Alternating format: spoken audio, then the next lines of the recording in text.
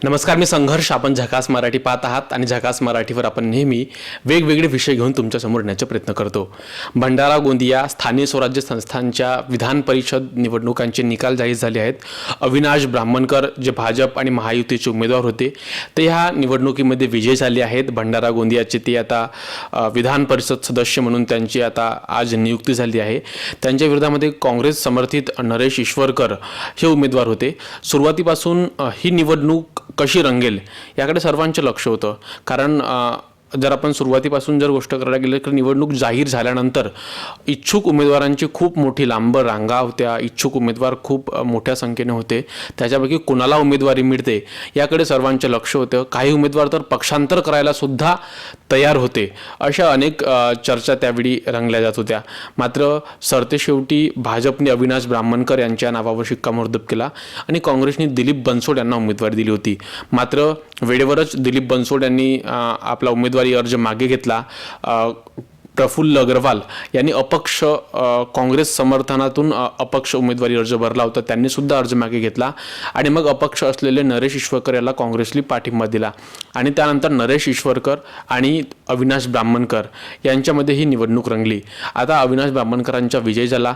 नेमकं सुरुवातीपासून काय घटनाक्रम ह्या निवडणुकांमध्ये झालं, ह्या निवडणुकीचं संपूर्ण विश्लेषण आज आम्ही करणार आहोत. आज सरतेशेवटी 302 मतं घेऊन अविनाश ब्राह्मणकर पहिल्या पसंतीची मतं घेऊन हे विजयी झाले. नेमकं ह्या संपूर्ण निवडणुकीचं आपण आज विश्लेषण करणार आहोत. आज झकास मराठीवर विशेष पाहुणे आहेत भंडाराचे वरिष्ठ पत्रकार चेतन भैराम सर. सर, स्वागत आहे तुमचं झकास मराठीवर. नमस्कार. सुरुवातीपासूनच ह्या निवडणुकांकडे सर्वांच्या लक्ष होता. नेमकं कारण 2016 पासून त्या 2026 जवळपास 9 वर्ष 10 वर्षापासून लोकांना ह्या निवडणुकीची आतुरतेने वाट पाहत होते. आज फायनली अविनाश ब्राह्मणकर विजयी झाले. हा विजय त्यांच्या अपेक्षित होता? हा, निश्चितच आहे. बघा, याच्यामध्ये जे आकडे होते आपण बघितलं असेल की महायुतीचे जे आकडे होते ते 300च्या वरच होते. म्हणजे जवळपास 337च्या जवळपास त्यांचा एक आकडा होता. आणि काँग्रेस आणि त्यांचं जे पक्ष आहेत, कारण इकडे त्यांच्यासोबत राहणारे उभाटा असेल किंवा मग नंतर जी सेना असेल, जी आपला सेना म्हणतो आहे, उभाटाच्या नंतर दुसरं राष्ट्रवादी आहे. तर एवढे काही असे खूप मतदान यांच्याकडे नव्हतं. म्हणजे काँग्रेसचे समर्थित मतदान असे 120 मतदान त्यांच्याकडे जे आहे, अपक्ष वगैरे सर्व पकडून हा जो 120 मतांचा आकडा हा काँग्रेस समर्थित उमेदवाराकडे होता. तर निश्चितच हा एवढा जो डिफरन्स होताच, तर ते जे डिफरन्स आहे त्याच्यामध्ये एक विजय हा निश्चितच मानला जात होता. पण एक महाविकास आघाडीने त्यांना एक मोठं आव्हान या निमित्ताने दिलं. आपण बघितलं असेल की सुरुवातीला या निवडणुकीमध्ये काही दिग्गज लोकांना उतरवण्याचा प्रयत्न झाला. म्हणजे प्रफुल्ल अग्रवाल यापूर्वीसुद्धा विधान परिषदेचे उमेदवार राहिलेले होते आणि याच्यापूर्वी जी निवडणूक झालेली होती विधान परिषदेची ती ट्रायंग्युलर फाईट झालेली होती आणि ती बघण्यासारखी होती. कारण त्या ठिकाणी परिणय फुके हे त्यावेळी विजयी झालेले होते आणि त्यावेळी त्यांना दुसऱ्या क्रमांकाची मते मिळून प्लस होऊन ते याच्यामध्ये निवडणुकीत त्यांनी निवडणूक जिंकली होती.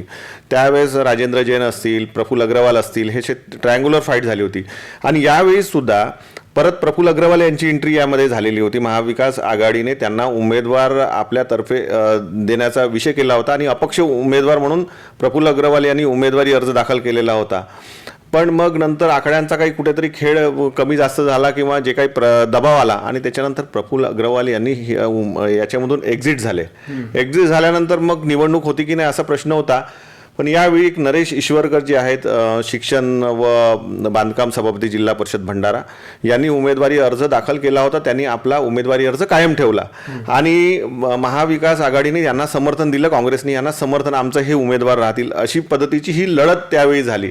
नाहीतर 18 म्हणजे ही निवडणूक 4 जूनलाच संपुष्टात आली असती आणि त्याचा टेम्पो आतापर्यंत होता. कारण निकाल आज होता आणि आज निकाल आपल्याला माहितीच आहे की कशा पद्धतीने लागलेला आहे. अनेक लोकांनी ह्या ठिकाणी चर्चा केली की भाजपकडून दबाव तंत्राचा वापर होत आहे असं सुद्धा काँग्रेसच्या नेत्यांनी आरोप केले. हा आपण दबाव तंत्र आपण पाहिले? हे बघा, निवडणुका आल्यानंतर निश्चितच म्हणजे कसं असते की प्रत्येक पक्षाला वाटतं की आपले जे वोटर्स आहेत कुठे भटकून आहेत किंवा त्यांच्यामध्ये कुठे अंतर्गत रोष असेल तर तो दुसऱ्यांसाठी फायदेशीर असू नये. तर अशावेळी आपल्या मतदारांना आपल्या ताब्यात ठेवण्यासाठी अशा पद्धतीच्या आयुधांचा वापर केला जातो. पण आपल्याला माहिती आहे की हे जी निवडणूक असते ही यामध्ये फार गोपनीयता असते. ज्या पद्धतीची निवडणूक काउंटिंग पद्धत झाली किंवा मतदानाची प्रक्रिया झाली तर त्या बॅलेट पेपरवर कुठलेही नंबर नसतातच. आजही चारही बूथचे जे आपले जे बॅलेट्स आहेत ते एकत्रित केल्या गेलेत आणि त्याच्यानंतर मग त्याची मतगणना झाली. म्हणजे कुठल्या बूथला, म्हणजे गोंदियाला किती पडलेत, सडक अर्जुनीला किती पडलेत किंवा साकोलीला किती पडलेत किंवा भंडाराच्या बूथवर किती पडलेत असं कुठलेही आकडे यामध्ये आले नाहीत. कारण ते सर्व जे मतपत्रिका आहेत त्या एकत्रित करून मग हा निकाल दिला गेला. पण महत्त्वाची बाब अशी की तुमचा जो प्रश्न आहे तर निश्चितच म्हणजे दबाव तर टाकण्याचा विषय असतोच. प्रत्येकाला वाटतं की आपले वोटिंग करताना, गुप्त मतदान असताना कुठेतरी रोष हा जो आहे या ठिकाणी मतमध्ये परिवर्तित होऊ नये, दुसऱ्या म्हणजे प्रतिस्पर्धी पक्षाला याचा फायदा मिळू नये याच्याकरता तो दबाव तंत्राचा वापर केला जातो. तोही ह्या निवडणुकीमध्ये केला गेला निश्चितच. बरं, निवडणूक जाहीर होताच भाजपकडून अनेक मोठमोठ्या दिग्गज नेत्यांच्या जे इच्छुक आहेत अशा चर्चा होत्या. त्यातमध्ये माजी खासदार सुनील मेंढे असोत, प्रकाश बाळबुद्धे असोत, इकडे राष्ट्रवादीकडून स्वतः भंडारा जिल्हा बँकेचे अध्यक्ष सुनील फुंडे असोत, अशा दिग्गज नेत्यांचं सुद्धा नाव येत होतं. त्यामध्ये अविनाश ब्राह्मणकरांनीच भाजपने अविनाश ब्राह्मणकरांनाच का बरं निवडलं असेल तुम्हाला वाटतं? याच्या मागची काय थेरी असेल? हे बघा, अविनाश ब्राह्मणकर ज्या ठिकाणातले आहेत, ज्या मतदारसंघातून आहेत त्या ठिकाणी नाना पटोले यांच्या विरोधात त्यांना उभं केलं गेलं होतं आणि ते भाजपचे उमेदवार होते पण मूळचे राष्ट्रवादीचे ते होते आणि मग प्रफुल्लभाईंची पण त्या उमेदवारांना संमती त्या ठिकाणी झाली जेव्हा अलायन्समध्ये. तर निश्चितच त्यावेळी त्यांचा फार अत्यल्प मतांनी पराभव झाला होता. कुठेतरी आपण अविनाश ब्राह्मणकर यांना परत प्रमोट केलं पाहिजे आणि नाना पटोले जे आहेत काँग्रेसचे नेते त्यांच्या पुढे एक मोठा एक आव्हान देण्याचा हा एक रणनीती, एक राजकीय खेळ याला आपण असं म्हणता येईल. कारण यामध्ये निश्चितच हा तो त्यामधलाच एक प्रकार आहे असं मला वाटतं. विधानसभा निवडणुकांचं जे पराभव झाला 208 मतांनी, त्याचं बक्षीस कुठेतरी विधान परिषदेला त्यांना मिळालं असं वाटतं? निश्चितच. हे बघा कसं आहे की जेव्हा या ठिकाणी उमेदवारी देण्यासंदर्भात आपण पूर्वीच म्हटलं की या ठिकाणी प्रकाश बाळबुद्धेंचं नाव सुरू होतं, या ठिकाणी माजी खासदार सुनील मेंढे यांचं नाव सुरू होतं, या ठिकाणी जिल्हा मध्यवर्ती बँक भंडाऱ्याचे जे अध्यक्ष आहेत सुनील फुंडे यांचं नाव सुरू होतं. काही दिग्गज नेत्यांना डावलून त्या ठिकाणी अविनाश ब्राह्मणकर यांना उमेदवारी देण्यामागे तोच विषय आहे की एक आव्हान नाना पटोले यांना भविष्यामध्ये उभं करण्याची ती रणनीतीमधला तो हा एक भाग आहे असं मी या ठिकाणी सांगू इच्छितो. आणि निश्चितच 208 मताचा जो पराभव होता त्याचा एक बक्षीसही याला या निमित्ताने म्हणता येईल. पण दोन्ही गोष्टी महत्त्वाच्या आहेत की त्यांच्या मतदारसंघामध्ये कुठेतरी त्यांना छेद मारून मारण्याचा हा एक या निमित्ताने एक विषय आहे असं मला सांगावंसं वाटतं. बरं, आपण म्हटलं की भाजपकडे 337 मतांचा आकडा जवळपास होता असं सांगितलं जात होतं. मात्र आज जर आपण मतमोजणी पाहिली त्याच्यामध्ये तर खूप कमी, म्हणजे 303 काही मतं भाजपने घेतली. मग डिफरन्स 337 वोट जरी होते, मग भाजपची वोट नेमकं कुठे गेली? या ठिकाणी मी आपल्याला पूर्वी सांगितलं की काही मतं जी म्हणजे मॅक्झिमम मतं, काही बरेचसे मतं जे आहेत हे महाविकास आघाडीला, कारण त्यांना 120च मते अपेक्षित होते. कोणाला भाजपची मतं फुटली तुम्हाला वाटतं? निश्चितच फुटलेली आहे. त्यांचा हे बघा, महाविकास आघाडीचा आकडा 120चा होता, मी पूर्वीच सांगितलं तुम्हाला. मग त्यांना नरेश ईश्वरकर यांना 154 मतं मिळालेली आहेत. 154 मतं मिळाली ते आली कुठून? जेव्हा की या ठिकाणी काही जे काँग्रेसचे उमेदवार जे आहेत ते भाजपनी यापूर्वीच त्यांना सहलीसाठी पाठवलं होतं. तर असे जवळपास जे 8 ते 10 लोकांचा जो फिगर आहे तो पूर्वीच मायनस झालेला होता. म्हणजे इथून म्हणजे ते मतं यांना मिळाले नाहीत. कोणाला मिळाले नाहीत? महाविकास आघाडीला मिळाले नाहीत. नरेश ईश्वरकर यांना मिळाले नाहीत. म्हणजे नरेश ईश्वरकर यांना किती मतं मिळायला पाहिजे होते की 110 मिळायला पाहिजे होते. 110 मिळायला पाहिजे होते, त्यांनी 154 मिळालेत. म्हणजे उर्वरित जे आहेत ते 44 मतं हे आली कुठून? हे 44 जी मतं आलेली आहेत म्हणजे हे निश्चितच भाजपमधल्या लोक त्याच्यामध्ये, भाजपचे कुठले तरी मेंबर्स त्याच्यामध्ये त्यांनी मतदान केलं म्हणूनच हे फिगर आलेत. काय ऑटोमॅटिक तर कुठून आलेले नाही. म्हणजे या ठिकाणी महायुतीला कुठेतरी धक्का पोचलेला आहे, भाजपला कुठेतरी या निमित्ताने धक्का पोचलेला आहे. आता ते मतदार कोण आहेत किंवा एक कुठला असा रोष होता हे सुद्धा या ठिकाणी बघण्यासारखं आहे. भंडारा गोंदियाचे खासदार डॉक्टर प्रशांत पडोळे आणि डॉक्टर परिणी फुके यांच्यामध्ये आपण पाहिलं तर शाब्दिक बाचाबाची होत होती. प्रशांत परोडे म्हणत होते की आपण महायुतीचे 40 वोटं फोडली. परिणय फुके यांच्याकडून स्टेटमेंट आला की आपण महाविकास आघाडीकडून 40 मतं फोडली. त्यात प्रशांत परोडे यशस्वी ठरले. परिणय फुके यांचं म्हणणं होतं की काँग्रेसचे 40 जे मेंबर आहेत ते माझ्या संपर्कात होते, आमच्या बाजूने मतदान करायला इच्छुक होते, पण आम्ही ते टाळले असं त्यांचं म्हणणं होतं, कारण आमच्याकडे सफिशियंट आकडा होता. तर एकीकडे यांच्या स्टेटमेंटवर प्रत्युत्तर देताना भंडारा गोंदिया लोकसभा क्षेत्राचे खासदार प्रशांत पडोळे यांनी स्टेटमेंट दिला की तो आकडा तुम्हाला दिसून जाईल आणि तो आकडा दिसेल आणि कोणाला किती मतदान पडतं आणि कोण कोणाची मतं घेतं. या ठिकाणी डॉक्टर प्रशांत पडोळे यांचं वक्तव्य ठरलं की जे 44 मतं आलेत किंवा जो काही या ठिकाणी जो काही डिफरन्स तयार झालेला आहे आणि जो मतं जे महाविकास आघाडीला नरेश ईश्वरकर यांना पडलेत ते अधिकचे पडलेत ते आले कुठून मग. म्हणजे कुठेतरी महाविकास आघाडीने भाजपच्या खोम्यामध्ये जाऊन छेद लावला, त्यांच्यासोबत राहून मतदान त्यांनी महाविकास आघाडीच्या उमेदवाराला केलेलं आहे. कारण सर्वच त्यांनी आपल्या मतदारांना महायुतीच्या यांनी सर्व उमेदवारांना म्हणजे मतदारांना ते सोबत घेऊन गेले होते सहली करता, त्यांच्या खेम्यामध्ये राहून इकडे मतदान गेलेलं आहे. हे या ठिकाणी म्हणजे समजून घेण्यासारखं आहे. बरं, आता पुन्हा अविनाश ब्राह्मणकर विधान परिषद सदस्य झाले आणि आता महायुतीची ताकद जी आहे भंडारा जिल्ह्यामध्ये भाजपची ताकद पुन्हा वाढली आहे, कारण एक विधान परिषद सदस्य मिळालं. काँग्रेसचं भंडारा जिल्ह्यामध्ये काय भविष्य आपण पाहत आहात? काँग्रेस दिवसेंदिवस आपण पाहिली तर निवडणुकांमध्ये काँग्रेसला सातत्याने पराभव स्वीकारावा लागत आहे.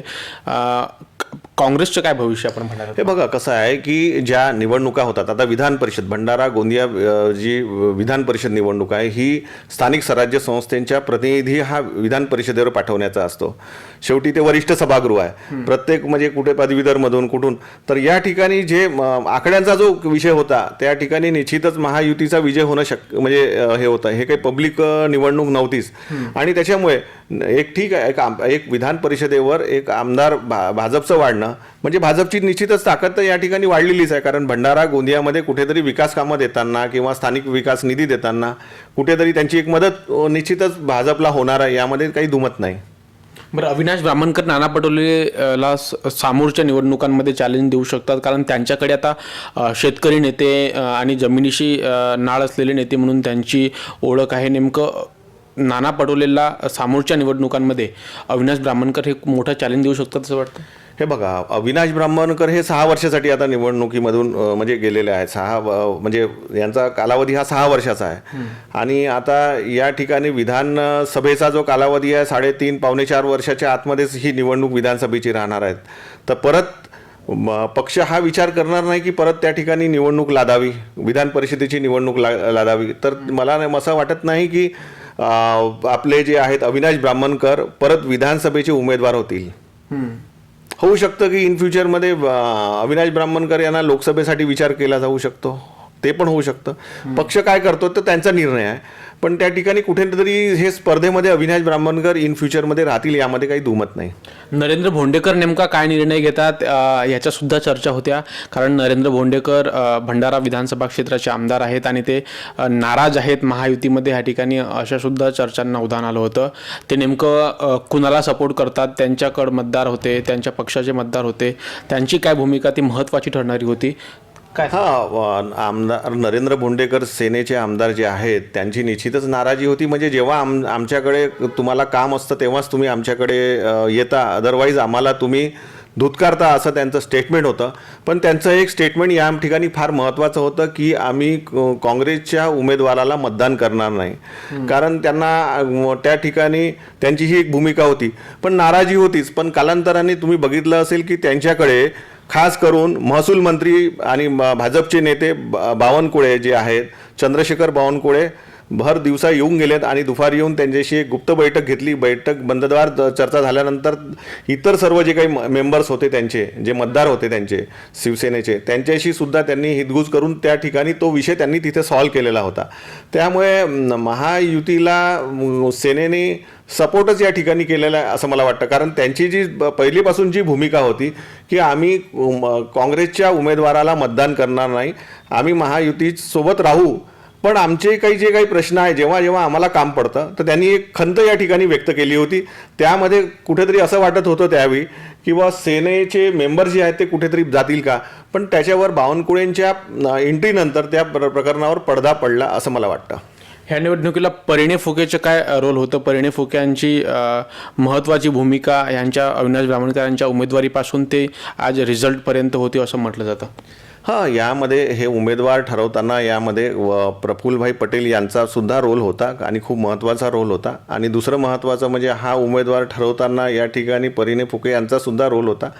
परिणय फुके त्यांच्या खांद्याला खांदा लावून या निवडणुकीमध्ये त्यांनी काम केलेलं आहे. खूप महत्त्वाची भूमिका त्यांची होतीच, कारण निर्णय घेण्यापासून तर इतर सर्व गोष्टींमध्ये त्यांची या ठिकाणी खूप महत्त्वाची भूमिका होती. पण यासोबतच उमेदवार ठरवताना एकदा, कारण राष्ट्रवादीचे अनेक वोटर्स या ठिकाणी होते, महत्त्वपूर्ण म्हणजे जवळपास एक मोठा आकडा त्यांचा फिगर जवळपास 100च्या जवळपासचा फिगर राष्ट्रवादी काँग्रेस पक्षाचाही होता. तर प्रफुल्लभाईंचं सुद्धा त्या ठिकाणी एक म्हणजे उमेदवार ठरवताना अंतिम शिक्कामोर्तब करताना त्यांना विचारलं गेलं की आपण हे उमेदवार चालेल का, आणि त्यानंतरच अविनाश ब्राह्मणकर हे या ठिकाणी फायनल झालेत.